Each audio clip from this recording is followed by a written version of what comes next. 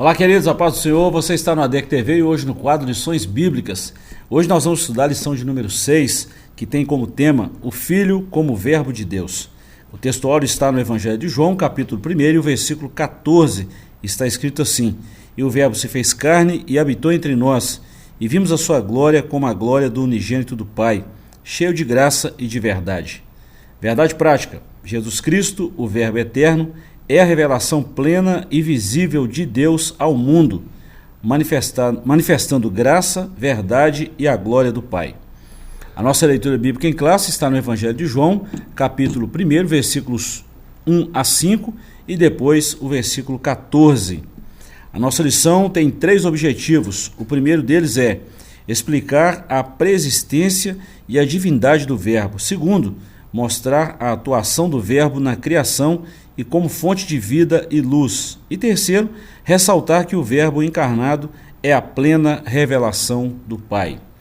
Professor Joás, presbítero Edivaldo, muito bem-vindos. Estamos aí na 6ª lição, já estudamos aí 5 lições. A lição da semana passada começamos a falar sobre Jesus, né? Vamos falar assim, a palavra, a trindade. Nós estamos trabalhando aí o Pai, o Filho e o Espírito Santo. Trabalhamos as 3, 4 primeiras lições aí sobre o Pai, falamos sobre a palavra, que é o próprio Filho, depois na encarnação. Agora nós vamos falar nesse tema maravilhoso, seguindo aí a lição da semana passada, o Filho como Verbo de Deus. Bom, lição muito boa, mas discutimos aí na lição passada sobre algumas heresias bem lá no início da igreja ainda, né, professor Joás? Mas que já foram vencidas pela própria palavra e até mesmo muita discussão do assunto. Assunto muito bom e necessário para os dias atuais, né? Muito bom. E esse texto de João 1 é definitivamente o mais importante da cristologia, né? Porque ele com poucos versos, ele desmonta muita base de heresia, né, ao longo da história da igreja, que com as coisas que ele disse aqui nesse primeiro capítulo de João, né, aquelas heresias históricas, né, com referência à cristologia principalmente, né, todas elas caem, né, não se sustentam, né, com as verdades que João traz aqui a respeito do Verbo, né, encarnado, que é o Filho, né, o Filho de Deus, que é da mesma essência do Pai, né, que é a maior revelação do Pai que existe, né, e João demonstra isso, né, em todo o seu Evangelho. Presbítero Edivaldo, se tratando do capítulo 1 de João, tem vamos falar assim, uma conexão lá com Gênesis 1:1, né? É fantástico, né? Quando você analisa Gênesis 1:1 e Evangelho de João, capítulo 1, versículo 1, é a mesma, o que ele quer mostrar, porque João vem debatendo, né, a divindade de Jesus. E o livro de Gênesis não quer mostrar quem é Deus, como surgiu Deus, por que Deus existe, né, para que Deus existe, mas ele simplesmente já chega mostrando que Deus, o que ele é. E exatamente ele faz isso com Jesus. Ele mostra o que Jesus é: a fonte da criação e da redenção, o Verbo, a revelação de Deus ao homem, a espada afiada que julga e salva, a palavra de vida eterna. Então, ao longo de toda a Bíblia, de Gênesis a Apocalipse, nós vamos ver a pessoa do Verbo, né? E a encarnação dele é a coisa mais fantástica que Deus poderia trazer de revelação para a humanidade. Então, Deus revela. É chamado de hino do Verbo, né? O capítulo 1, do versículo 1 ao versículo 18, é o hino do Verbo, ou seja, traz toda a clara evidência da divindade da pessoa de Jesus. E o mesmo escritor do Evangelho, o João, né, o apóstolo, o discípulo João, ele escreve também as 3 epístolas, né, as epístolas joaninas, assim conhecidas, e também o Apocalipse. 1 João, primeira epístola de João, capítulo 5, verso 7, está escrito que há 3 que testificam no céu. Aí ele cita o Pai, a Palavra e o Espírito Santo, e os 3 são um. Você vai ver somente essa, não é a conexão, mas esse versículo dando essa ênfase, até mesmo fazendo essa conexão com o Evangelho, com o ministério. Chamando a segunda pessoa da Trindade de Verbo, de palavra. Do Logos, né? Do prólogo, do Logos. O prólogo de João é um hino ao Logos, é o hino ao Verbo, a essa encarnação do Verbo. Ele sempre esteve, né? Ele é eterno, como o professor Joás falou, da mesma substância, né? Então, essa encarnação do Verbo é que solta os olhos de João. Ele falou, nós vimos, ou seja, ele é aquele que tinha tanta intimidade com Jesus que ele reencostava no ombro de Jesus a sua cabeça, né? Então, isso é coisa maravilhosa para a gente pensar. Professor Joás, só um adendozinho aí, só um aperitivo para quem está chegando agora aí, está acompanhando a lição. É curioso falar, por isso que eu falei dessa conexão de João, o primeiro capítulo de João e o Gênesis 1, que lá no Gênesis a gente vê assim, no primeiro versículo, no princípio criou Deus os céus e a terra estava sem forma e vazia, e o Espírito de Deus pairava sobre a face das águas, versículos 1 e 2 de Gênesis. E no versículo 3 já está escrito, e disse Deus, haja luz. Só que a luz que nós conhecemos hoje, né, vamos falar assim, tira a energia elétrica e tudo mais, a luz que nós conhecemos, vamos falar assim, que clareava naquela época, que mostrava tudo mesmo, trazia clareza, são os astros, né? O Sol, que tem luz própria, a luz que reflete a luz do Sol, as estrelas e tudo mais, mas foram criados no quarto dia. Então, que luz é essa? Lá no primeiro haja, lá no Gênesis. A resposta está no Evangelho de João aí, mas é uma curiosidade boa da gente falar para mostrar o próprio verbo, a própria palavra agindo lá no início. João, ele, na verdade, esse primeiro verso ele desconstrói muita coisa do imaginário popular da época, né? Tanto de gregos quanto de judeus, né? Quando ele diz no princípio, né?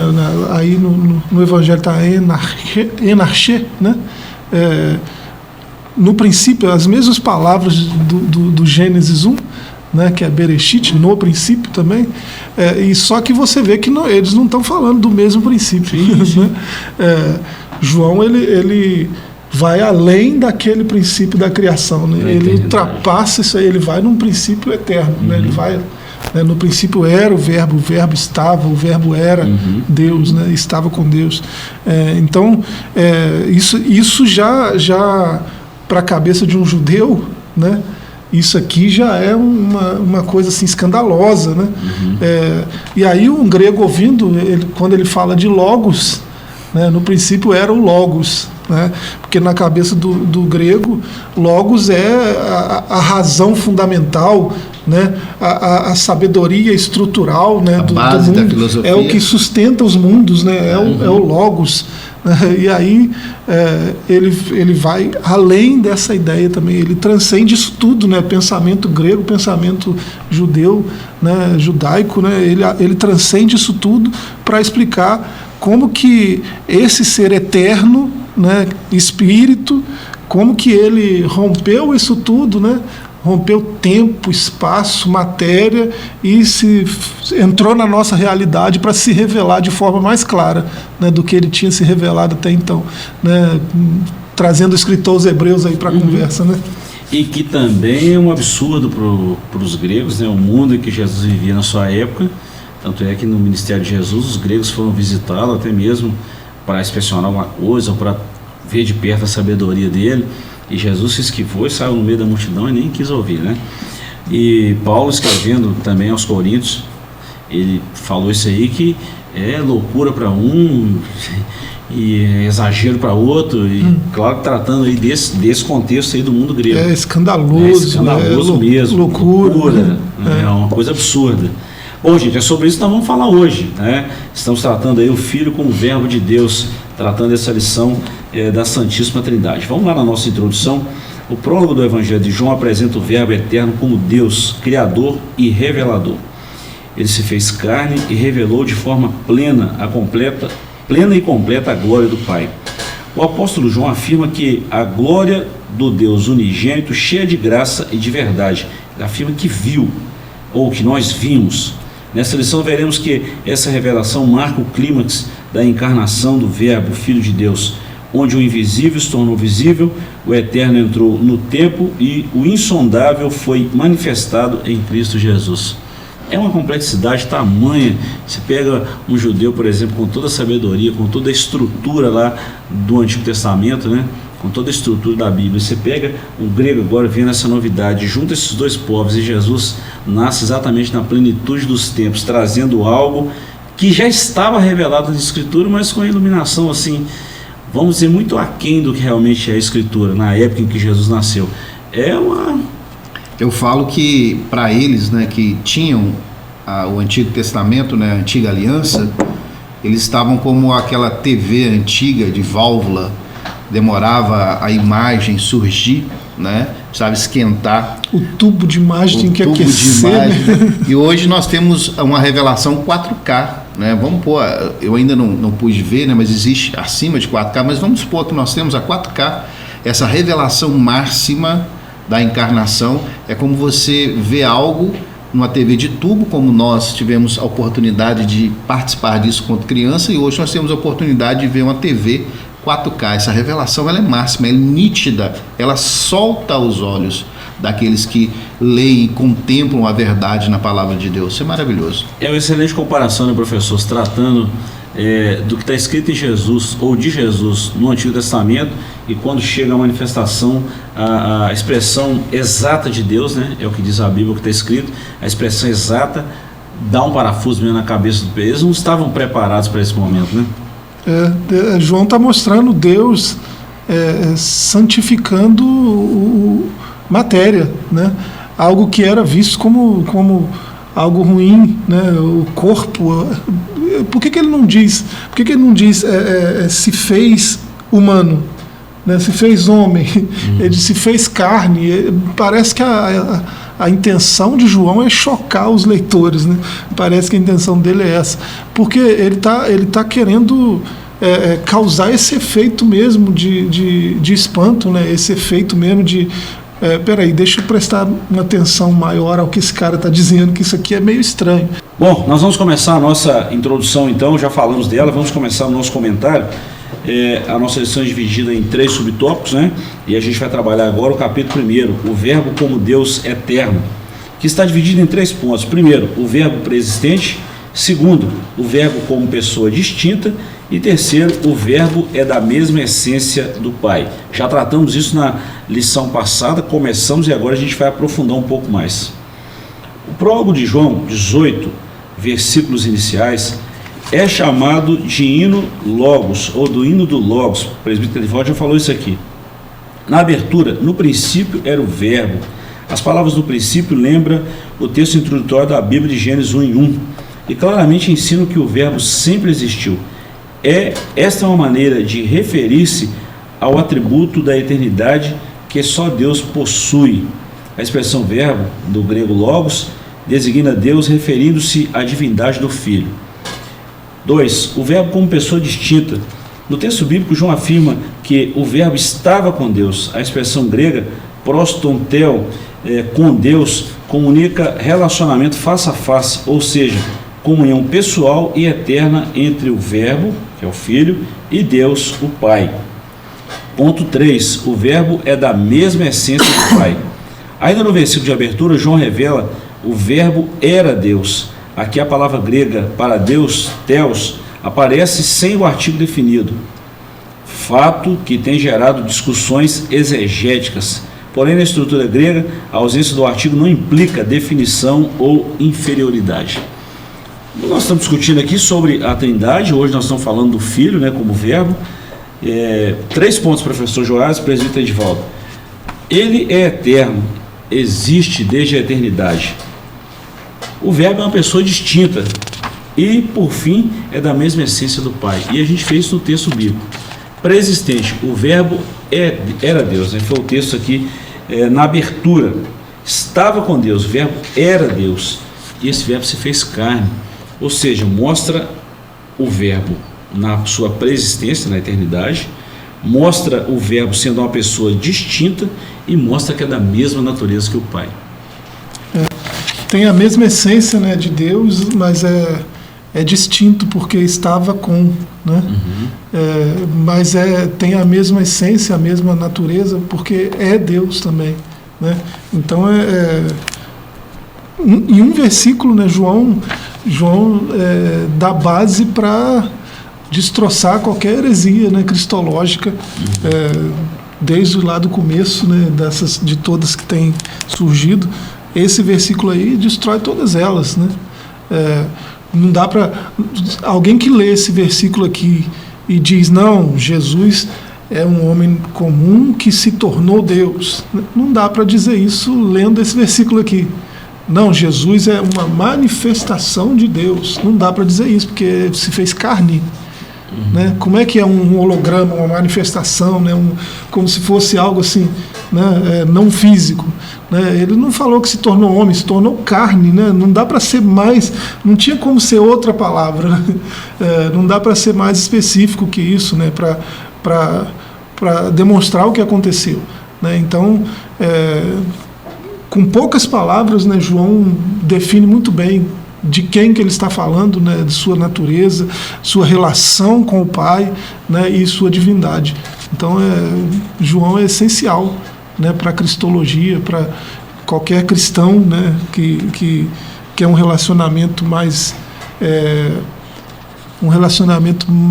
vivo, mais poderoso com Cristo, né, precisa ler o Evangelho de João. O que nos entristece é que algumas igrejas ditas como evangélicas vê ele, que é Deus, como o arcanjo Miguel. Algumas outras que são heréticas mesmo, vai lá nesse texto para defender as suas teologias e arranca do texto essas palavras. Então isso entristece muita gente, porque se você fizer uma leitura clara da Bíblia como ela é, você vai ver que ele é Deus. Né? Ele é o Filho de Deus eterno, né? Isso é maravilhoso. Muito bom. Outra coisa, o Evangelho de João é evangelho, são 4 evangelhos, né? Mateus, Marcos, Lucas e João. Os 3 primeiros em Mateus, Marcos e Lucas são conhecidos como evangelhos sinóticos. São evangelhos semelhantes, narrados de forma diferente, mas não muda a gramática, não muda ali talvez a ordem dos fatos e tal, mas a essência não muda. Mas o Evangelho de João não. A preocupação de João é mostrar Deus, é mostrar Jesus sendo o Verbo, sendo Filho de Deus, Jesus sendo Deus, é Deus. A preocupação de João é exatamente essa. E a gente vê toda essa estrutura. Você vê Deus em João, Jesus como Deus em João logo no começo. Você não está vendo manjedoura, você não está vendo anunciações, você não está vendo genealogias, mas você está vendo Jesus, o mesmo Jesus dos outros evangelhos, só que com um aspecto mais ressaltado da sua divindade, né? João pretende ressaltar isso, né? E aí já começa assim. Ele é chamado de teólogo por excelência, não é à toa, né? João, a teologia de João é uma teologia divina, do Cristo divino, do Verbo divino. Isso é maravilhoso. Bom, deixa eu só citar aqui, antes de terminar esse primeiro bloco aqui, dentro dessa preexistência, né, da pessoa do Verbo, agora encarnado, né, Jesus, o Verbo como uma pessoa distinta, e falando da deidade de Jesus, né, que muitos não acreditam, 100% homem, 100% Deus, apesar da nossa mente ser muito limitada. Mas o professor Joás citou esse texto aqui, salvo engano, na lição passada, João 3,13, está escrito: ninguém subiu ao céu, senão aquele que desceu do céu, o Filho do Homem que está no céu. Ou seja, ele estava conversando com Nicodemos, e ele solta essa pérola. Ora, ninguém subiu ao céu, senão aquele que desceu do céu. Estou aqui conversando com você, Nicodemos. O Filho do Homem que está no céu. Ao mesmo tempo que eu estou conversando com você, eu estou... Esse é um texto como aquele que o senhor citou agora há pouco também, né? Lá da carta de João, né? Que só está nos melhores manuscritos, né? E foi muito bem traduzido, né? Para as versões melhores, né? As traduções melhores em português também, né?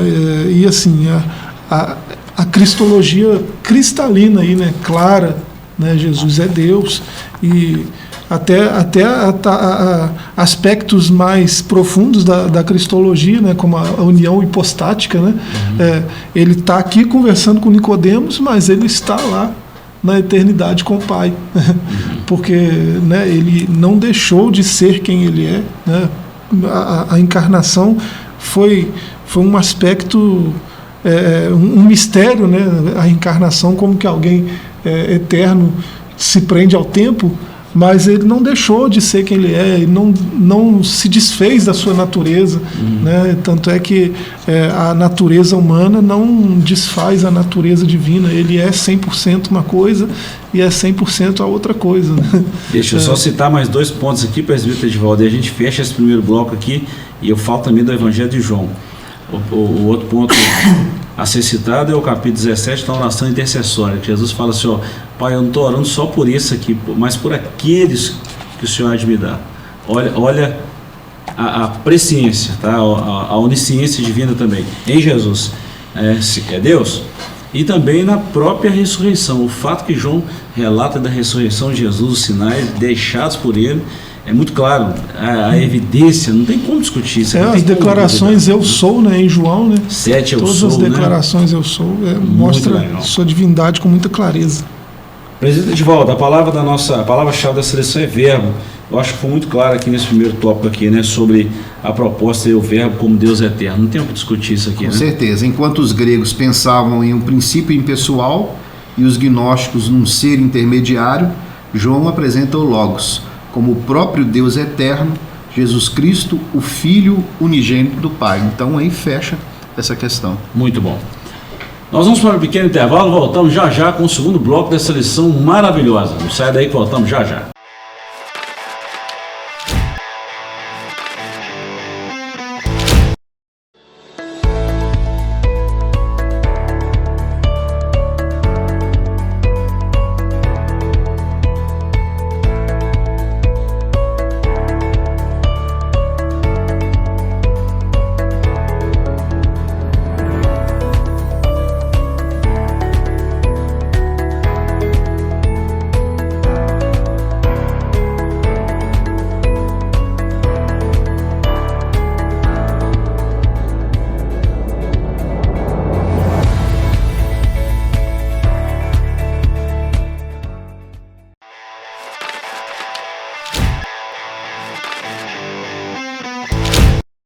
Estamos de volta com o seu ADEC TV. Hoje nós estamos falando da lição de número 6.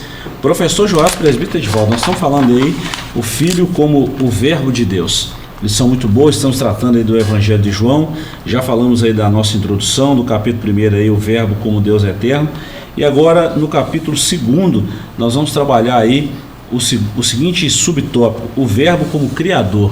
Aí a gente volta lá no Gênesis, né? O ponto 1, o agente da criação, o ponto 2, a fonte da vida, e o ponto 3, a luz dos homens. A Bíblia declara que no princípio criou Deus, Gênesis 1:1. A expressão criou traduz a palavra hebraica bará, ou bara, né, como alguns sempre dizem aí, termo reservado à atividade criadora de Deus. Afirma que o universo foi criado por Deus a partir do nada. Isso é muito legal, esse texto e esse estudo.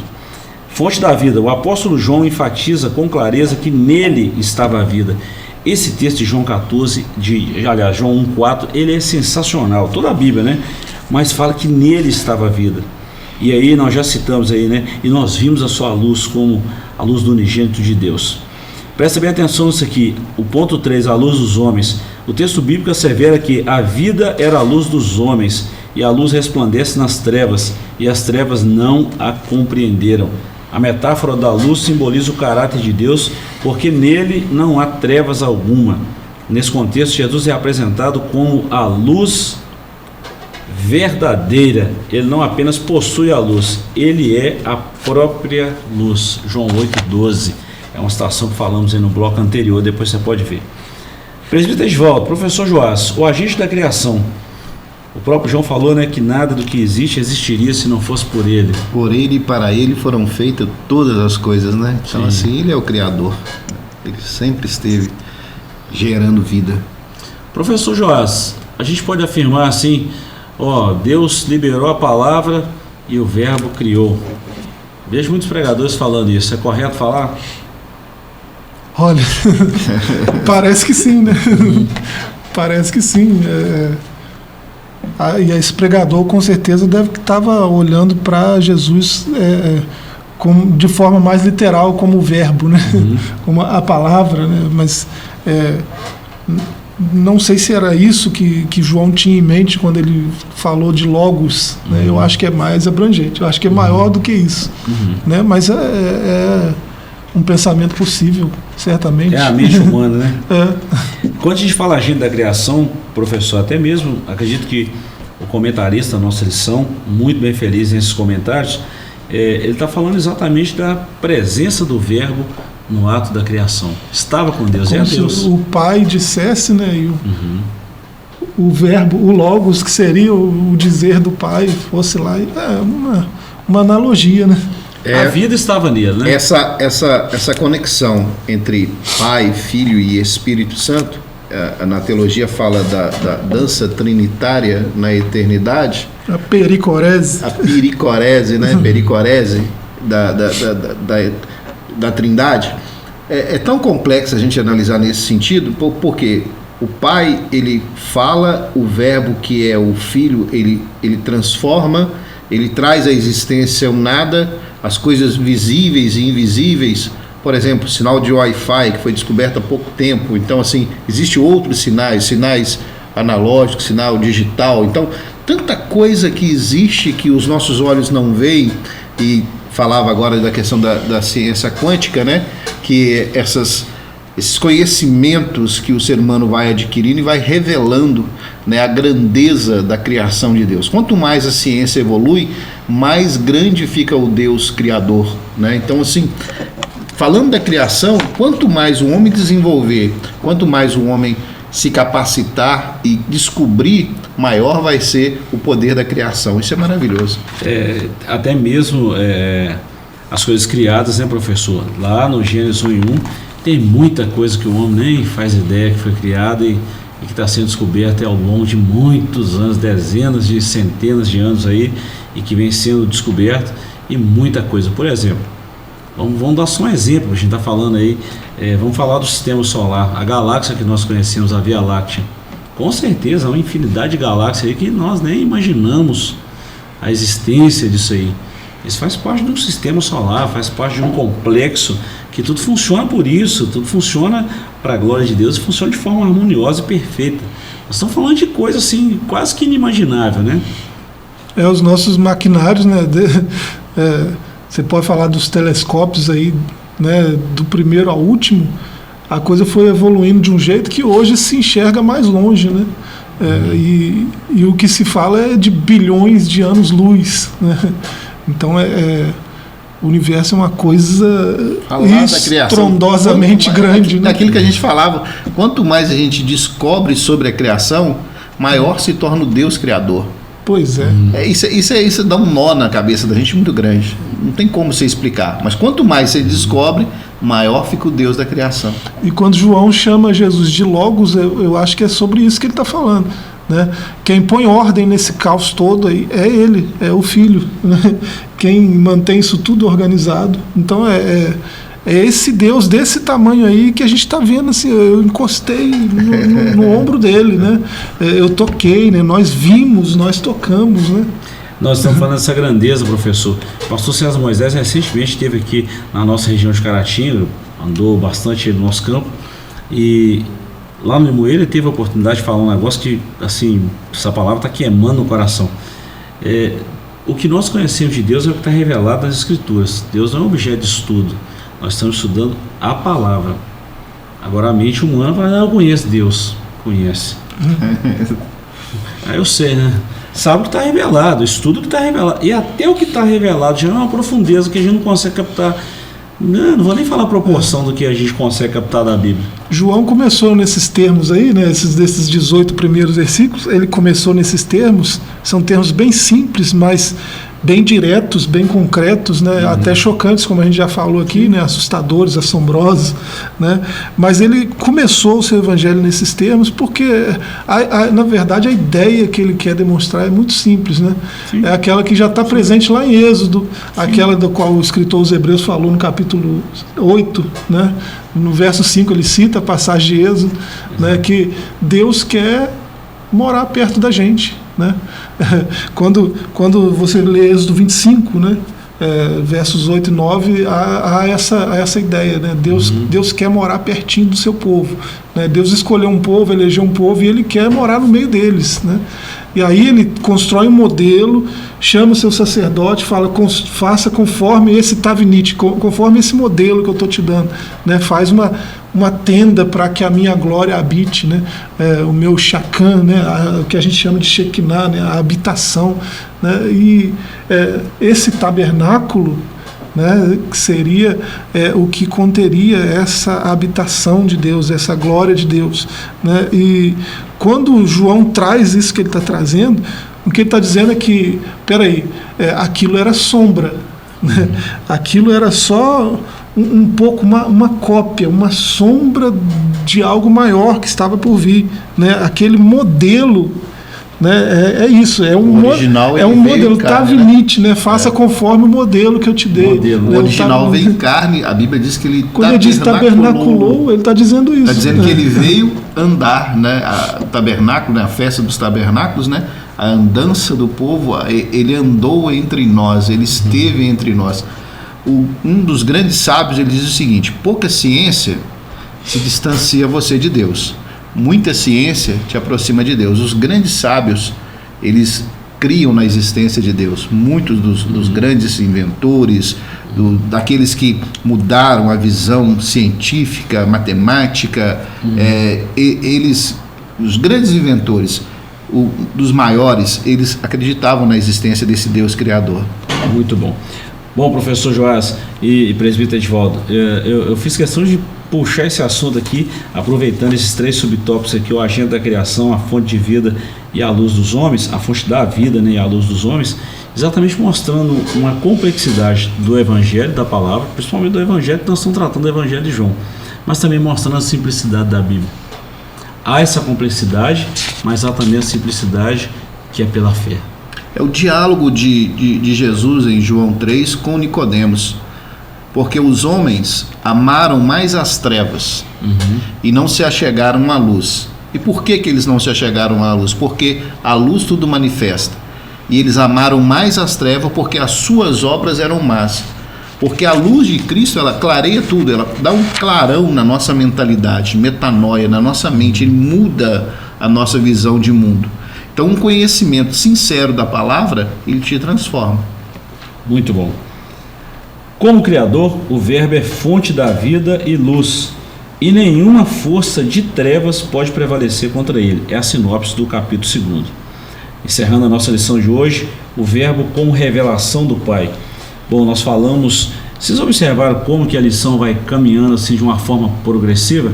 Primeiro nós falamos do Verbo lá na eternidade com Deus, o Verbo é Deus. Depois vem falando aqui da criação, o ato assim que ele estava perto. E agora a gente está falando da revelação, da encarnação, que é o ponto 1 e o ponto 2. A encarnação do Verbo, a plenitude da graça e da verdade. E por fim, o revelador do Deus invisível. João também apresenta o Verbo como o supremo meio de autorrevelação do Pai. O Verbo se fez carne e habitou entre nós, e vimos a sua glória. Essa afirmação marca o ponto culminante da revelação divina. O Verbo se tornou homem sem deixar de ser Deus. Filipenses 2, 6-8 é o que Paulo chama lá de kenosis, né? Habitou, tabernaculou. Aí um outro texto que o presbítero Edivaldo e o professor Joás falou aí também. Joás citou também Êxodo 25, 8 e 9, que está aqui na nossa lição, que é muito legal, essa sombra aí do que estava na lei e agora a clareza, a realidade do que está em Cristo. A plenitude da graça e da verdade.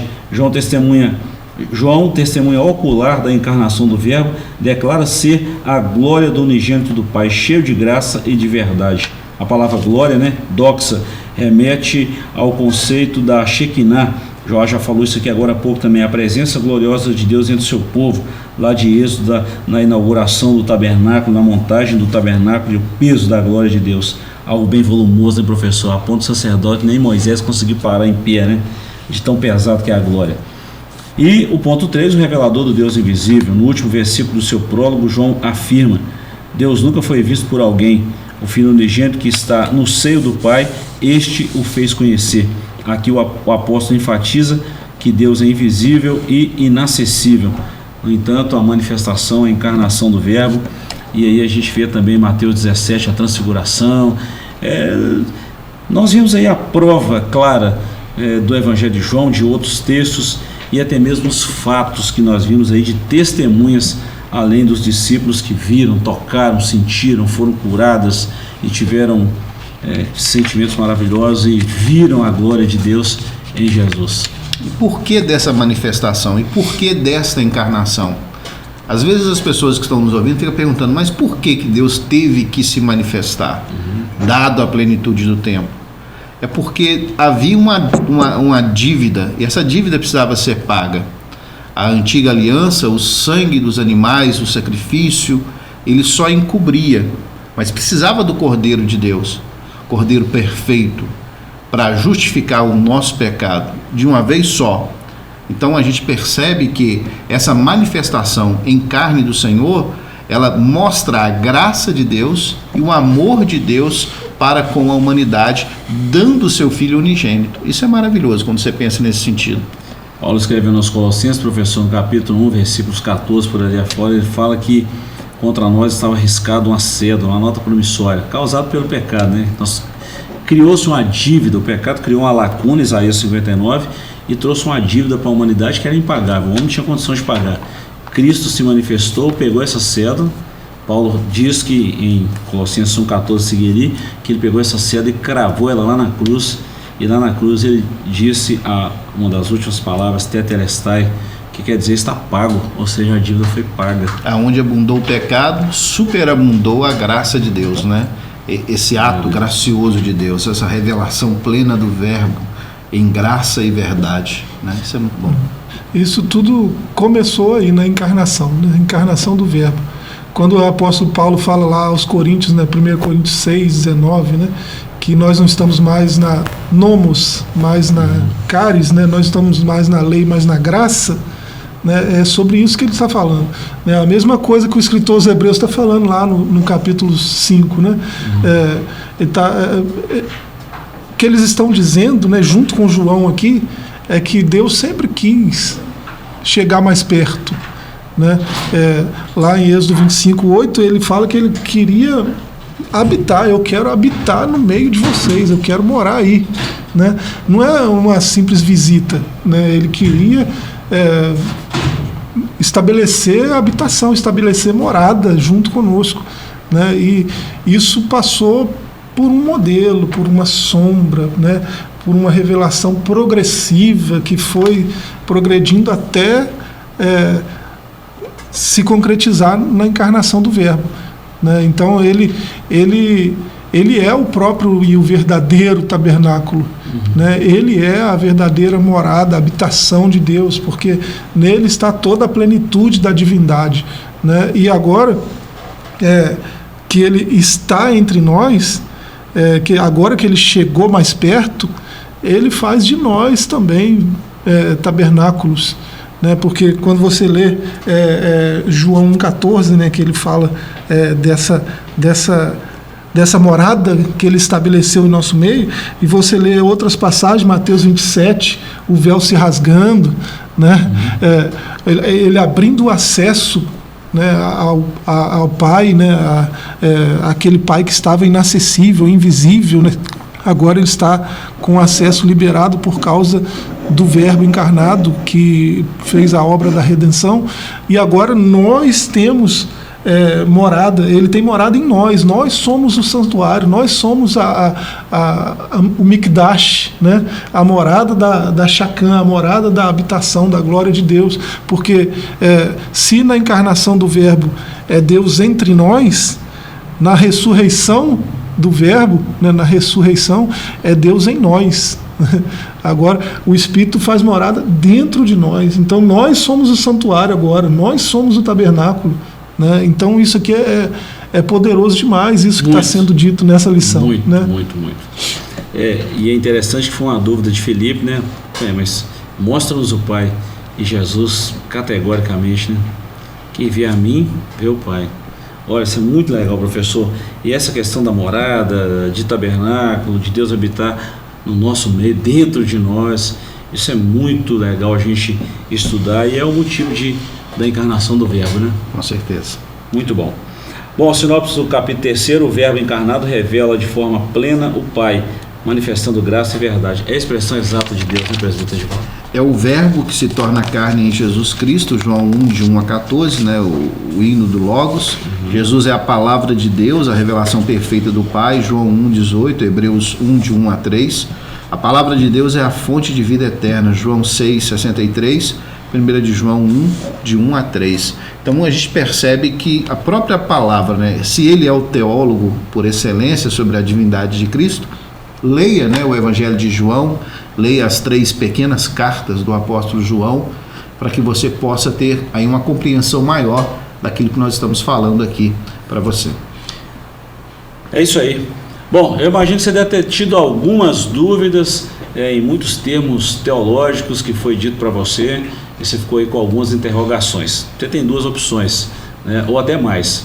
Uma delas é enviando uma mensagem para a gente através do nosso WhatsApp, e você já conhece, vai aparecer na tela.